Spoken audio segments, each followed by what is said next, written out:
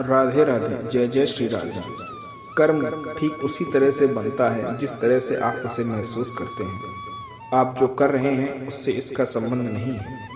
जिस तरीके से आप उसको अपने दिमाग में ढोते हैं उसका संबंध केवल उसी से। दो मित्र एक वेश्या के पास जाया करते थे। एक शाम जब वे वहां जा रहे थे, रास्ते में किसी संत का आध्यात्मिक प्रवचन चल रहा था।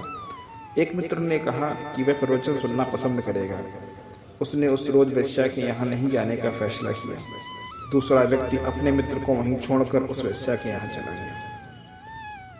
अब जो व्यक्ति प्रवचन में बैठा था वह अपने दूसरे मित्र के विचारों में डूबा हुआ था। सोच रहा था कि वह भी क्या आनंद ले रहा होगा और कहाँ मैं इस खुश्क जगह में आ बैठा। मेरा मित्र ज़्यादा बुद्धिमान है क्योंकि उसने प्रवचन सुनने के बजाय वेश्या के यहाँ जाने का फैसला किया।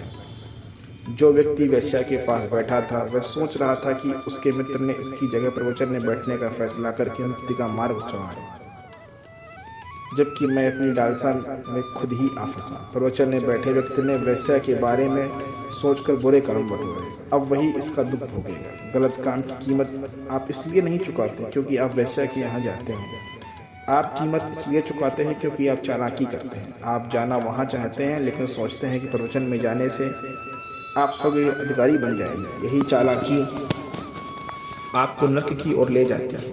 आप जैसा महसूस करते हैं वैसे ही आप बन जाते हैं। मान लीजिए कि आप जुआ खेलने के आदी हैं। हो सकता है कि अपने घर में माँ, पत्नी या बच्चों के सामने आप जुआ के खेल को खराब बताते हैं, इसका नाम तक मुंह पर नहीं लाते हैं, लेकिन जैसे ही अपने गैंग से मिलते हैं पत्ते फेंटने लगते हैं। जुआइयों के बीच जो व्यक्ति जुआ नहीं खेलता वह जीने के काबिल नहीं है। हर जगह ऐसा ही है। चोरों को ऐसा लगता है कि किसी को लूटना बुरा है।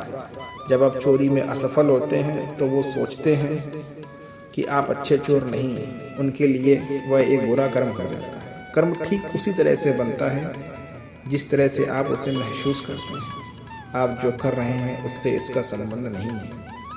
जिस तरीके से आप उसको अपने दिमाग में ढोते हैं उसका संबंध केवल उसी से है। हम हमेशा स्वीकृति की बात क्यों करते हैं? क्योंकि जब आप पूर्ण स्वीकृति में होते हैं तब जीवन जो मांगता है आप उसे सहज करते हैं। समाज का भी अपना अहंकार होता है।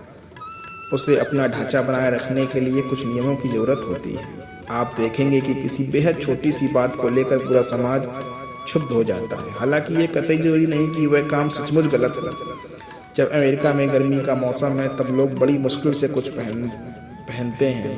वे मिनीस्कर्ट में होते हैं। तो कोई नकाब डाल ले तो लोग क्षुब्ध हो जाएंगे। यह क्या कर रही है?